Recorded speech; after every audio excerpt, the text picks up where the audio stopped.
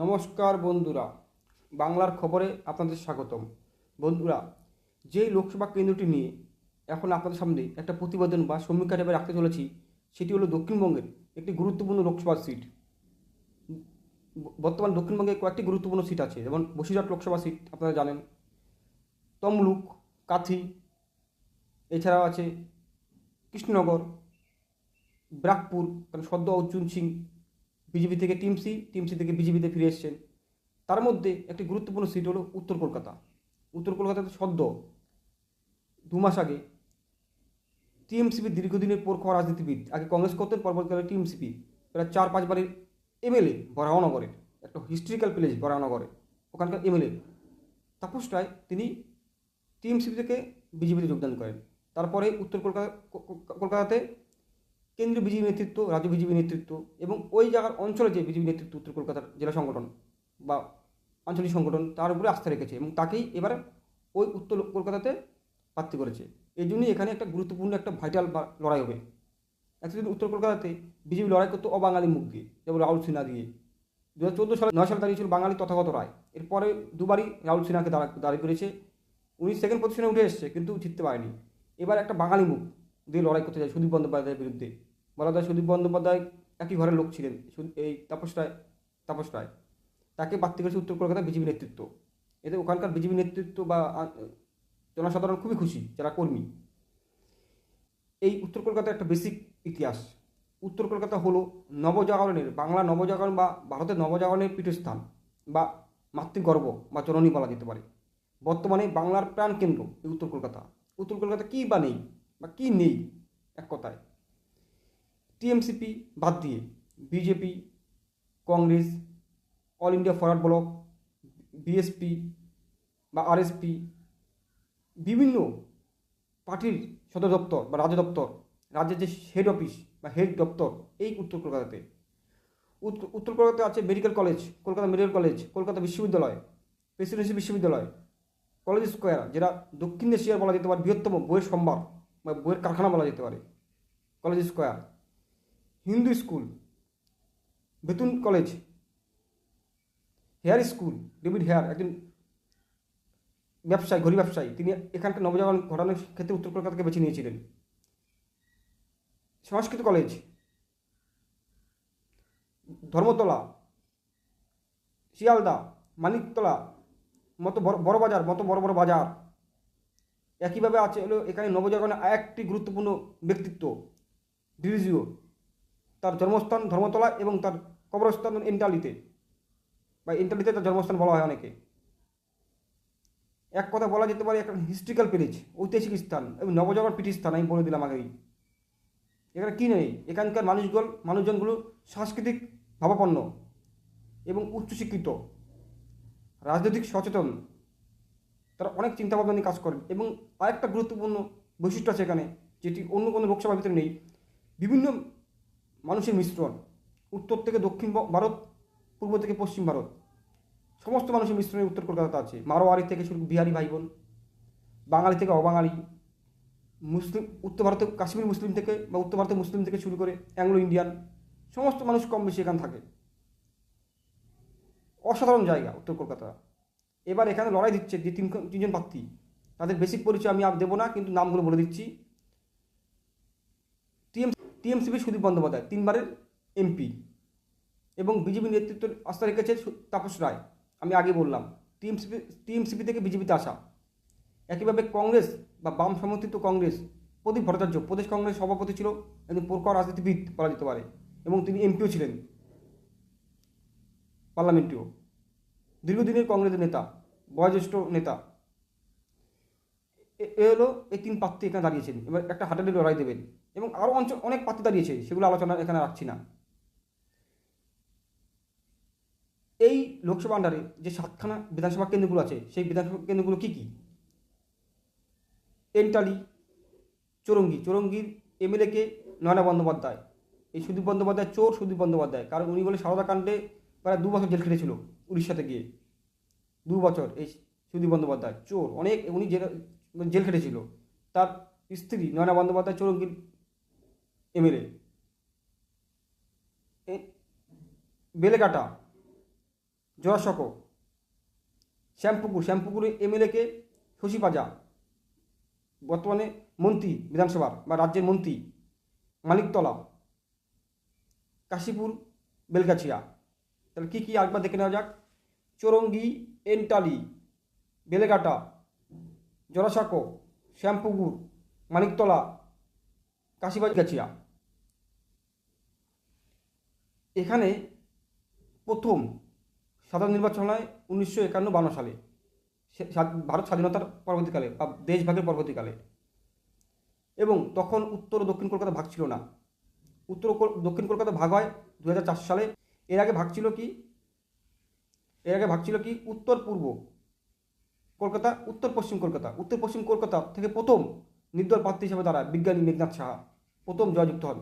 বিজ্ঞানী মেঘনাথ সাহা প্রথম জয়যুক্ত হন 1951-52 সালে উত্তর পশ্চিম লোকসভা সিট থেকে। তখন উত্তর কলকাতা বলা হতো না, তখন বলা হতো উত্তর পশ্চিম লোকসভা কেন্দ্র। 2009 থেকে 2024 সাল পর্যন্ত 3বারের এমপি সুদীপ বন্দ্যোপাধ্যায় এখানকার হ্যাট্রিক করেছেন। জেল খাটা এই এমপি, এর উপরে আস্থা রেখেছে টিএমসিপি।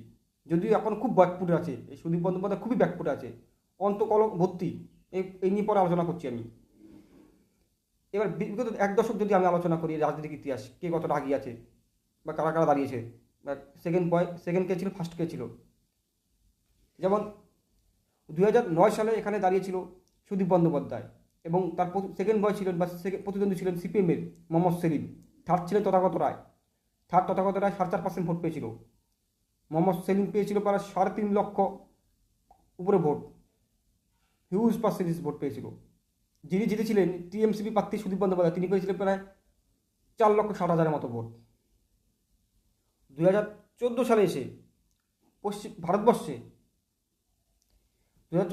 ভারতবর্ষে যে কেন্দ্রীয় ক্ষমতা নরেন্দ্র মোদী এসেছিলেন, ওই সময় এই উত্তর কলকাতা লোকসভা সিটে সুদীপ বন্দ্যোপাধ্যায় টিএমসিপি প্রার্থী করেন, এবং রাজ্য তখন বিজেপি সভাপতি বলা যেতে পারে রাহুল সিনহা, অবাঙালি, তাকে দাঁড়া করিয়েছিল উত্তর কলকাতাতে।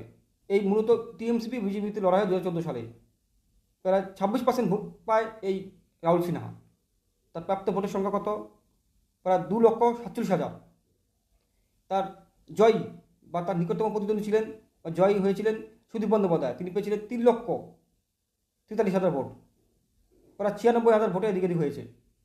96,000 ভোটে জিতেছিল সুদীপ বন্দ্যোপাধ্যায়। তার প্রাপ্ত ভোটে 36% ভোট পেয়েছিল সুদীপ বন্দ্যোপাধ্যায়। 19 সালে আবার সুদীপ বন্দ্যোপাধ্যায় প্রার্থী হন এখানেই। প্রায় হিউজ ভোট টেনেছিলেন। এখানে হিন্দু মুসলমান ভোটটা হয়ে গেছিল উত্তর কলকাতাতে, হিন্দু মুসলমান এখানে হিউজ ভোট টেনেছিল সুদীপ বন্দ্যোপাধ্যায়। প্রায় 4,74,000 ভোট টেনেছিল, এবং তার পার্সেন্টেজ ছিল 50% ভোট পেয়েছিল। তার নিকটতম প্রতিদ্বন্দ্বী আবার সেই রাহুল সিনহা, প্রাক্তন বিজেপি রাজ্য সভাপতি। প্রাপ্ত ভোট ছিল 3,37,000, এবং তার পার্সেন্টেজ ছিল ভোট কত? প্রায় 37%, 13% ভোটে মাঝে হেরেছিলেন। 19 সালে লোকসভার নিরিখে বিচার করে 24 সালে টিএমসিপি প্রচুর শক্ত জায়গায় আছেন, কারণ প্রায় 13% ভোটে লিড দেওয়া আছে,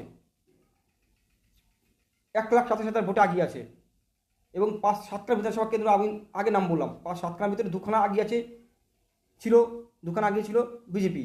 কি জোড়াসাঁকো আর শ্যামপুকুরে এমএলএ শশী পাজা। এই 2খানা সিটে আগে ছিল বিজেপি, আর 5খানা আগে ছিল টিএমসিপি। 19 সালের পরে 2 বছর পরে 2021 সালে যে বিধানসভা ভোট হয় পশ্চিমবঙ্গে, সেই বিধানসভা ভোটে উত্তর কলকাতার যে 7খানা বিধানসভা কেন্দ্র আছে উত্তর কলকাতা লোকসভা আন্ডারে, 7খানায় যেতে হলো টিএমসিপি। প্রায় 2,61,000 ভোট আগিয়েছিলেন, হিউজ পরিমাণে ভোট। কে আগিয়েছিলেন? টিএমসিপি, এবং তার প্রাপ্ত ভোটের পার্সেন্টেজ ছিল প্রায় 60%, 58-60। আর বিজেপি পেয়েছিলেন 30% মতো ভোট, প্রায় হাফ। একটা তো জিততে পারেনি বিজেপি, দাঁতি ফোরাতে পারেনি, এখানে পুরো ধরাশয় হয়ে গেছিল বিজেপি। এখানে 7খানা জিতে টিএমসি প্রায় 2,61,000 ভোট, প্রায় 60%-এর কাছাকাছি ভোট, আর বিজেপি পেয়েছিল 30%। তাহলে 21 বিধানসভা নিরিখে এখানে টিএমসিপি হিউজ পরিমাণে আগিয়ে। 19 সালের লোকসভা ভোটের নিরিখে এখানে টিএমসি প্রচুর আগিয়ে। এবার কী ইস্যুতে এখানে ভোট হয়? আমি আগেই বলেছি, এখানে একটা মিশ্র জনজাতি মানুষ বাস করে। এখানে ঘটি বাঙাল একটা দ্বন্দ্ব আছে। যদি বাঙাল সংখ্যা একদমই কম থাকে, 10% মতো থাকে নাকি সন্দেহ, কারণ বাঙালগুলো যারা উদ্বাস্ত হয়ে ওই বাংলাদেশ থেকে এসছে বা পূর্ব পাকিস্তান থেকে এসে তারা দক্ষিণ কলকাতা থেকে চাপ দিয়েছে, প্লাস যাদবপুরের দিকে চাপ দিয়েছে, বিজয়গড় উদ্বাস্তু ক্যাম্প বা সোনাপুরের দিকে চাপ দিয়েছে। উত্তর কলকাতাতে যা তুলনামূলক নেই বলে চলে, তুলনামূলক। এই অঞ্চলে বাঙালি ঘটি বাঙালি একটা দ্বন্দ্ব বা একটা হিন্দু ভিতরে আছে, প্লাস এখানে মারোয়ারি বিহারি ভাই বোনরা থাকে, প্লাস অবাঙালি প্রচুর থাকে। একইভাবে উত্তর ভারতের কাশ্মীরি বা উত্তর ভারতের মুসলমান থাকে প্রচুর পরিমাণে। একটা জনবিন্যাসটা আপনি দেখেন আবার, তাহলে প্রায় 40% হিন্দু বাঙালি বিহারি মারোয়ারি, 40%, 20% মুসলিম সংখ্যালঘু ভাই বোন থাকে। মূলত এন্টালি ও চৌরঙ্গিতে বেশি পরিমাণে থাকে। চৌরঙ্গি 37%, এন্টালিতে প্রায় 32%, আর বাদ বাকিতে 25%-এর নিচে থাকে। কিছু জায়গায় 5-7% থাকে। এখানে এই দুকানা এন্টালি এবং চৌরঙ্গিতে ধাক্কা খেতে পারে বিজেপি, আর বাদ বাকি কোথাও বিজেপি ধাক্কা খাওয়ার মতো পরিবেশ নেই। যদি সবাই ভোট দেয়, যদি হিন্দু মুসলমান ভোট হয়ে যায়, আবার বাঙালি ভোট হয় ধর্মভিত্তিক, তাহলে এখানে বিজেপি একটা বেনিফিট পেতে চলছে, বেনিফিট বিশাল আকার পাবে। আগেই বললাম, এখানে বারবার বলছি, এখানে অবাঙালি ভোট প্রচুর, প্রায় 40% মতন হিন্দু বাঙালি ও বাঙালি ভোট আছে। বিরাট একটা ভাইটাল রোল নেবে এখানে। ST/SC ভোট এখানে 5% মতন আছে। মুসলিম এখানে কোনো একটা ফ্যাক্টর হবে না। যেটা গুরুত্বপূর্ণ বিষয় এখানে সেটা হলো এখানে সুদীপ বন্দ্যোপাধ্যায়ের প্রতি মানুষ অনেকটা ঘোষা আছে, বা ওনার প্রার্থী হওয়াতে অনেকটা দলের ভিতরে অন্দরে অনেক ঝামেলা আছে। কুণাল চোর বা কুণাল ঘোষ কিছুদিন আগে এই সুদীপ বন্দ্যোপাধ্যায়ের বিরুদ্ধে একটি বলা যেতে পারে একটা রাগ উগড়িয়ে দিয়েছেন মিডিয়াতে। তাপস ঘোষ দল ছেড়েছে সুদীপ বন্দ্যোপাধ্যায়ের জন্য। সুদীপ বন্দ্যোপাধ্যায় চুরি করেছে, জেল খেটেছে, তাকেই আবার পার্লামেন্টের সদস্য রাখে, গুরুত্বপূর্ণ পদে রাখে। তার বউ আবার রাজ্যের মন্ত্রী হয়, নয়না বন্দ্যোপাধ্যায়। আর যারা ফ্রেশ মুখ, তাপস রায়ের মতন যারা ফ্রেশ মুখ বা ভালো মুখ, স্বচ্ছ মুখ, তাদের কোনো পদ নাই, তাদের কোনো মন্ত্রী নেই, তাদের কোনো সম্মান নেই। বরানগরে 4-5 বারের MLA, তার কোনো মন্ত্রিত্ব নেই, সম্মান নেই। সুদীপ বন্দ্যোপাধ্যায় 2 বছর জেল খেটেছে, তার বউকে বিশাল সম্মান, MLA প্লাস মন্ত্রী দেয়। এই আমি প্রথম দলগাম তৃণমূল দলে এরকম একটা পরিবেশ। যে দলে চুরি বেশি করবে, যে তার সম্মান তত বেশি, নিচু স্তর থেকে উপর স্তর, যে যত চুরি করবে তার তত সম্মান বেশি। অনুমত বলে চুরি করতে বীরভূমে বাঘ, শাহজাহান শেখ ডাকাতি করতে ধর্ষণ করতে, সে হলো সন্দেশকারী বাঘ, মাননীয় মুখ্যমন্ত্রী আহত বাঘ। যে যত চুরি করে তত তার সম্মান বেশি। এই জন্য সুদীপ বন্দ্যোপাধ্যায় প্রথম একটা বাঙালি বিজেপি প্রার্থীর বিরুদ্ধে লড়াই করবেন। প্রথমত এতদিন বিজেপি প্রার্থী করতে বেশিরভাগ সময় 19 সালের পরে যখন বিজেপি স্রোত আসে পশ্চিমবঙ্গে, তখন হলো অবাঙালি রাহুল সিনহা দাঁড়িয়েছিলেন। এবার বাঙালি তাপস রায়ের বিরুদ্ধে লড়াই করবে সুদীপ বন্দ্যোপাধ্যায়। জোর টক্কর হবে, জোর হাড্ডাহাড্ডি লড়াই হবে এখানে। যদি বাঙালি ভোট হয়, সুদীপ বন্দ্যোপাধ্যায় গোয়ার হারবে, আর যদি না হয় তাহলে জোর টক্কর লড়াই হবে এখানে। সুদীপ বন্দ্যোপাধ্যায়ের প্রতি মানুষ অনেকটা ঘোষার। কদিন আগে তো একটা দেখলাম, তার কাউন্সিলর, চৌরঙ্গি অঞ্চলে একটা কাউন্সিলর, তার পার্টি অফিসের সামনে ধর্ণা ধরেছিল প্রায় 24 ঘন্টা। তাদের কথা শুনছে না বলে, ওই কাউন্সিলরের কথা শুনছেই না, অন্যদের কথা হয়ে কাজ করছে। তাহলে পরিশেষে কী পেলাম? 19 সালের নিরিখে এখানে টিএমসি এগিয়ে, 21 সালের নিরিখে এখানে টিএমসি এগিয়ে। এবং কী কী শুধু ভোট হয় এখানে, প্রচুর অবাঙালি থাকে এবং বাঙালি থাকে, এবং ঘটি বাঙালি ভোটও আছে, ভাইটাল রোল নেবে এখানে। এবং একটা দীর্ঘ ইতিহাস আছে। এরা সাংস্কৃতিক ভাবাপন্ন এবং সচেতনযুক্ত। এবং সুদীপ বন্দ্যোপাধ্যায়ের প্রতি মানুষ বা এখানকার পার্টি, টিএমসি পার্টি উত্তর কলকাতার অনেকটা ঘোষা আছে, তাকে অনেক সহ্য করতে পারে না। সেই জন্য তাপস রায় দল ত্যাগ করেছে বলে অনেকে বলে। তিনি তাপস রায়ের বাড়িতে বলে সিবিআই পাঠিয়েছে, এরকম আমরা টিভিতে দেখেছি।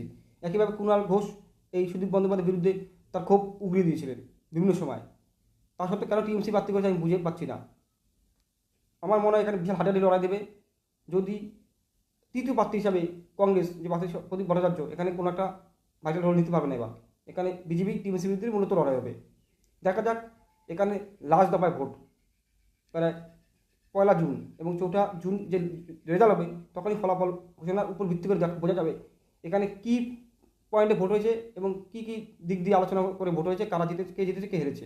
নমস্কার।